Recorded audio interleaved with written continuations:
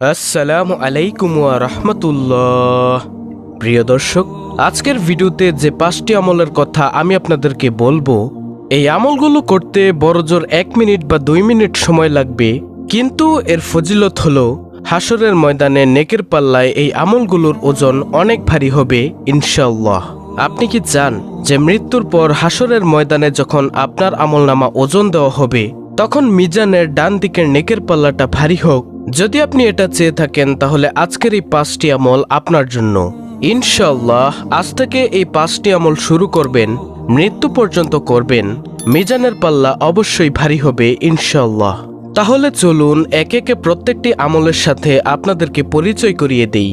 প্রিয় দর্শক, আজকের ভিডিওর 5টি আমলের মধ্যে সর্বপ্রথম আমলটি হচ্ছে সুবহানাল্লাহি ওয়া বিহামদিহি সুবহানাল্লাহিল আজিম। আবু হুরায়রা রাদিয়াল্লাহু তাআলা আনহু থেকে বর্ণিত হাদিসে রাসূল সাল্লাল্লাহু আলাইহি ওয়াসাল্লাম বলেন, দুটি বাক্য এমন রয়েছে যা বলা সহজ, আমলের পাল্লায় অনেক ভারী আর আল্লাহর কাছেও অধিক পছন্দনীয়। সেটি হলো সুবহানাল্লাহি ওয়া বিহামদিহি সুবহানাল্লাহিল আজিম। বুখারী শরীফের হাদিস।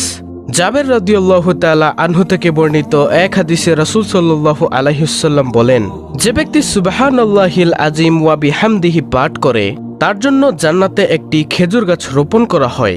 তিরমিজি শরীফের হাদিস।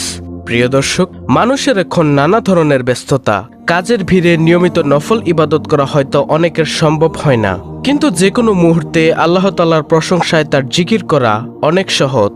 এতে কোনো সময় ক্ষেপণ হয় না, কাজেও ব্যাঘাত সৃষ্টি করে না। তাই সহজ আমল হিসেবে অত্যন্ত উপরোক্ত বাক্য দুইটি নিয়মিত পড়তে পারি। এতে অজ্ঞাতে ঘটে যাওয়া আমাদের বিভিন্ন গুনাহ আল্লাহ তাআলা মাফ করে দিবেন।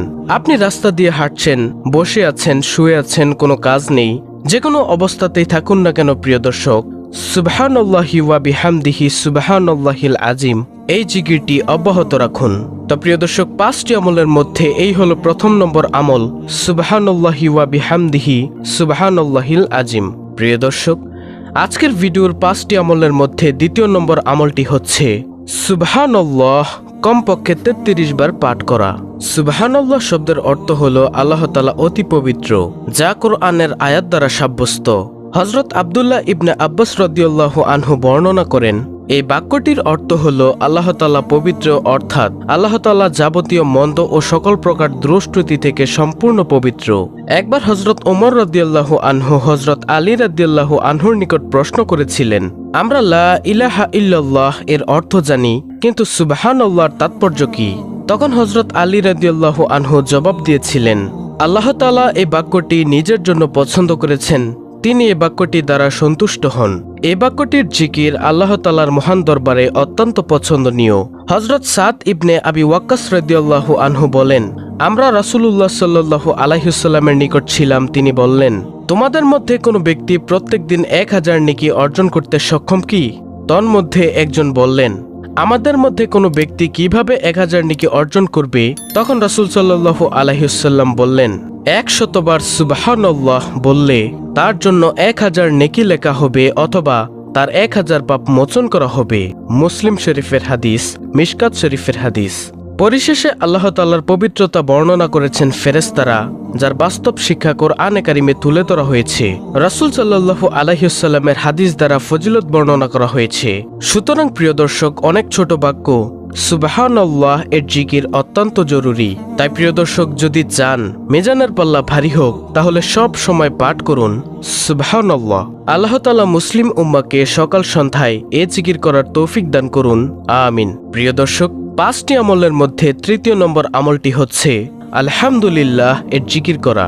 আলহামদুলিল্লাহ শব্দের অর্থ সমস্ত প্রশংসা মহান আল্লাহর জন্য। যে কোনো উত্তম, আনন্দময় ও শুভ খবরে ভালো কিছুর জন্য এটি বলা হয়ে থাকে। পছন্দনীয় কিছু দেখলে বা শুনলে আলহামদুলিল্লাহ বলতে হয়। হাদিসে আছে, আল্লাহর মহাত্ম্য বর্ণনা ও প্রশংসার জন্য আলহামদুলিল্লাহর চেয়ে উত্তম বাক্য আর নেই। তিরমিজি শরীফের হাদিস। হাদিসে আলহামদুলিল্লাহকে সবচেয়ে উত্তম দোয়া বলা হয়েছে। প্রিয় নবী সাল্লাল্লাহু আলাইহি ওয়াসাল্লাম বলেছেন, সর্বোত্তম ফজিলতপূর্ণ বাক্য হলো লা ইলাহা ইল্লাল্লাহ এবং সর্বোত্তম দোয়া হলো আলহামদুলিল্লাহ। তিরমিজি। মহানবী সাল্লাল্লাহু আলাইহি ওয়াসাল্লাম আরো বলেছেন, আলহামদুলিল্লাহ আমলের পাল্লা পূর্ণ করে দেয়, আর সুবহানাল্লাহ ও আলহামদুলিল্লাহ শব্দ দুটি আসমান ও জমিনের খালি জায়গা পূর্ণ করে দেয়। মুসলিম শরীফ। যে কোনো অবস্থাতেই থাকুন না কেন প্রিয় দর্শক, আলহামদুলিল্লাহ এই জিকিরটি অব্যাহত রাখুন। তারপরে ৪র্থ নম্বর আমলটি হলো লা হাওলা ওয়ালা কুওয়াতা ইল্লা বিল্লাহ। লা হাওলা ওয়ালা কুওয়াতা ইল্লা বিল্লাহ হলো জান্নাতের গুপ্তধন সমূহের মধ্যে একটি গুপ্তধন। আব্দুল্লাহ ইবনে আমর রাদিয়াল্লাহু আনহু বর্ণনা করেন, রাসূলুল্লাহ সাল্লাল্লাহু আলাইহি ওয়াসাল্লাম বলেছেন, পৃথিবীর বুকে যে ব্যক্তি বলে লা ইলাহা ইল্লাল্লাহু ওয়াল্লাহু আকবার ওয়ালা হাওলা ওয়ালা কুওয়াতা ইল্লা বিল্লাহ, তার অপরাধগুলো ক্ষমা করে দেওয়া হয়, যদিও তা সাগরের ফেনারাশির মতো পরিমাণ হয়। সুবহানাল্লাহ। তিরমিজি শরীফের হাদিস, হাদিস নম্বর 3460। এই দোয়াটির অর্থ হচ্ছে, আল্লাহ তাআলা ছাড়া কোনো উপাস্য নেই, আল্লাহ সুমহান, আল্লাহর সাহায্য ছাড়া পাপ মুক্তির কোনো পথ নেই, আল্লাহর সাহায্য ছাড়া ইবাদতের কোনো শক্তি নেই। এটি একটি গুরুত্বপূর্ণ বাক্য। এর ফজিলত সওয়াব অনেক বেশি। যখন মানুষ নিজের সক্ষমতার বাইরে কোনো পরিস্থিতি ও কাজের মুখোমুখি হয় যা সম্পাদন করা তার উপর কষ্টসাধ্য হয়ে পড়ে, তখন এই বাক্যটি পড়তে হয়। এছাড়া শয়তানের কোনো প্রতারণা ও আক্রমণ থেকে বাঁচার জন্য এই দোয়াটি পড়া হয়, লা হাওলা ওয়ালা কুওয়াতা ইল্লা বিল্লাহ। এটি পাঠ করে দোয়া করলে দোয়া কবুল হয়। বাড়ি থেকে বের হওয়ার সময় পাঠ করলে নিজেকে হেফাজত করা যায় এবং শয়তান দূরে সরে যায়। তাই প্রিয় দর্শক, যদি চান জান্নাতের গুপ্তধন পেতে, যদি চান মিজানের পাল্লা ভারী হোক, তাহলে সব সময় পাঠ করুন লা হাওলা ওয়ালা কুওয়াতা ইল্লা বিল্লাহ। প্রিয় দর্শক, আজকের ভিডিওর 5টি আমলের মধ্যে সর্বশেষ আমলটি হলো নবীজি সাল্লাল্লাহু আলাইহি ওয়াসাল্লামের উপর দুরূদ পাঠ করা। যে কোনো দুরূদ, সেটা হতে পারে দুরূদে ইব্রাহিম যেটা আমরা নামাজে পড়ে থাকি, অথবা সবচেয়ে ছোট দুরূদ সাল্লাল্লাহু আলাইহি ওয়াসাল্লাম। রাসূল সাল্লাল্লাহু আলাইহি ওয়াসাল্লামের নাম শুনলে দুরূদ পড়া তার প্রতি ভালোবাসার নিদর্শন। রাব্বে কারীম রাসূলের প্রতি দুরূদ পাঠের নির্দেশ দিয়ে পবিত্র কোরআনে ইরশাদ করেছেন, নিশ্চয়ই আল্লাহ নবীর প্রতি রহমত নাজিল করেন এবং তার ফেরেশতারাও নবীর জন্য রহমতের দোয়া করে। হে মুমিনরা, তোমরাও নবীর প্রতি রহমতের দোয়া করো এবং তাকে যথাযথভাবে সালাম জানাও। সূরা আহজাব আয়াত নম্বর 56। অন্য হাদিসে রাসূল সাল্লাল্লাহু আলাইহি ওয়াসাল্লাম ইরশাদ করেছেন, যে ব্যক্তি আমার প্রতি একবার দুরূদ পাঠ করে আল্লাহ তাআলা তার প্রতি 10 বার রহমত বর্ষণ করেন, তার 10টি পাপ ক্ষমা করে দেন এবং তার মর্যাদার স্তর 10 গুণ বৃদ্ধি করে দেওয়া হয়। নাসাই শরীফের হাদিস। রাসূলের প্রতি দুরূদ পাঠকারী ব্যক্তি কিয়ামতের দিন রাসূলের একেবারে কাছেই থাকবে। এ সম্পর্কে হযরত আব্দুল্লাহ ইবনে মাসউদ রাদিয়াল্লাহু তাআলা আনহু থেকে বর্ণিত হয়েছে, তিনি বলেন, রাসূল সাল্লাল্লাহু আলাইহি ওয়াসাল্লাম ইরশাদ করেছেন, কিয়ামত দিবসে লোকদের মধ্যে ওই ব্যক্তি আমার অধিক নিকটতম হবে যে ব্যক্তি তাদের মধ্যে আমার প্রতি বেশি বেশি দুরূদ পাঠ করবে। তিরমিজি শরীফের হাদিস। তো প্রিয় দর্শক, এই হলো মাত্র 1 মিনিটে করা যায় মিজানের পাল্লা ভারী করার এমন 5টি আমল। অত্যন্ত গুরুত্বপূর্ণ একটি ভিডিও, তাই ভিডিওটিতে একটি লাইক দিবেন এবং কমেন্টে আমিন লিখবেন এবং ইসলামের আলো চ্যানেলটিকে সাবস্ক্রাইব করে বেল বাটন অল বাজিয়ে দিবেন এবং অন্য মুসলিম ভাই বোনদের কাছে ভিডিওটি শেয়ার করে দিবেন যেন তারাও আমলটি করতে পারে। আল্লাহ রাব্বুল আলামিন আমাদের সকলকে মিজানের পাল্লা ভারী করার এই 5টি আমল করার তৌফিক দান করুন।